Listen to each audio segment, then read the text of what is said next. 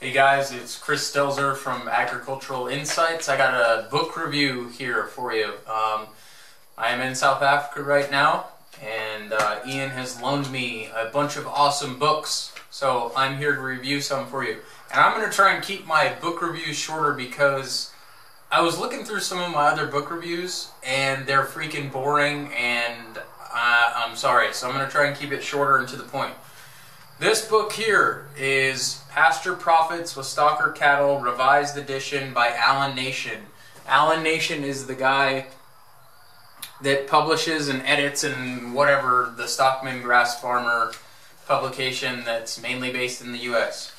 The gist of this book is how to make money with stocker cattle, which is basically a sell-buy strategy for raising cattle and making money. So, most people think of ranching and raising cattle as you get cows, and then the cows have calves, and then you grow the calves up to either slaughter as grass-fed beef, or you retain the heifers, the female calves, for your breeding program to become cows, and then that's how you make money, yada yada yada. The awesome thing about this book is he goes in and explains the cattle cycle. There's always a cyclical motion to the cattle cycle. It rises and then it falls. It's just like our economy, the boom and bust cycle, if you will. And he profiles a guy by the name of Gordon Hazard, which is this old-timer Mississippi grazer dude, and he's capitalized on this boom-bust cycle, or the rise and fall of the cattle cycle. And he goes into detail on how to explain that. Then he goes in to talk about low stress handling and how people make cattle sick. He talks about profit structure, capital investment ideas, cash flow versus inventory valuation, which is a good definition. And this is where I think Allan Nation is good, is his understanding of economics. You know, the bigger picture, and cattle cycles and things that are happening in the economy and how those affect us. But there's some places where I don't necessarily agree with, and I feel like he shouldn't be giving advice on these subjects. And it's not a personal attack or criticism of Allan Nation. It's just my observation, okay, of the book. He talks about how pasturing is the best because we convert solar energy into high quality beef. A cool thing he does talk about is partnering with feedlots or dairies or some other type of rancher. He talks about north-south partnerships. So, for example, if you're in Louisiana, you could partner with a guy in Missouri or whatever. Or if you're someone like me in Colorado, Nebraska, Kansas, that area where a lot of feedlots are, you could partner with someone in the feedlot. That was a cool idea that I really liked.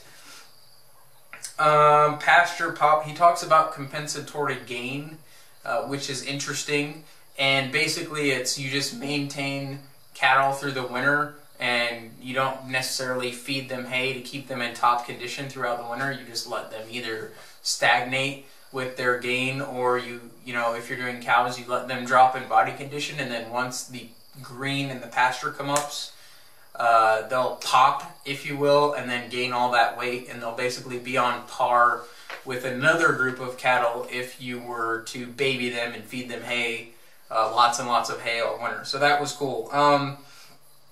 He talks about stocking rate, which he doesn't really know anything about as far as I'm concerned. But this book is, in 1998, 1999, so I can't, I'm just judging by the book. I say he doesn't know what he's talking about.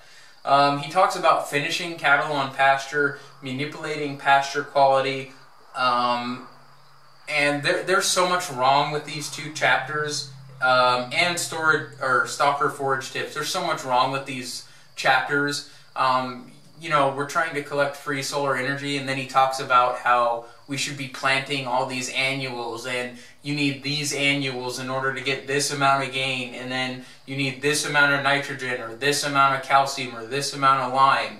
And then this book is also really, really focused on people in the South, because that's where he is, and that's fine. But I live in Colorado, And you know, we're not going to go plant annual ryegrass unless we have irrigation. And then if you have irrigation, that's just a whole nother ball of wax, if you will. So there's some contradictions in there that I just want you to be careful about. That if you go out and read this book, the first half of the book does contain a lot of good information, but when it comes to grazing and the quality of grass, and the fact that he's giving you a formula that you need to do X, Y, Z, that should be a huge red flag to you, because there is no X, Y, and Z in ranching or grazing. There is no formula, okay? It doesn't exist. And then he goes into the ultimate skill, management-intensive grazing.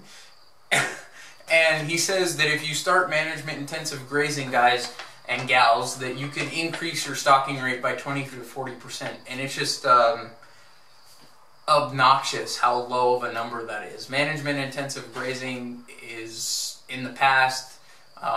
We've moved beyond that now, and that's what I'm trying to share with you guys at Agricultural Insights. If you haven't been to my website, go to agriculturalinsights.com. All right, but the reason the 20 to 40%, 20 to 60% increase in stocking rate is pathetic is because Ian on his ranch, I mean, he's got thousands and thousands of cattle right now, and he's adding almost 1,000 head every year. And I mean, if he had unlimited money, he could add thousands more.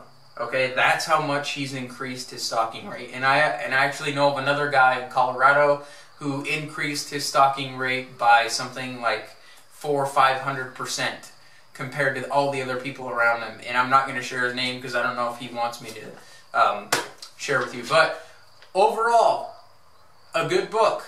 Okay, you'll learn from this. Like I said, the first half is good. The second half, when it comes to grazing and grazing management, Allan, I don't think you know your stuff.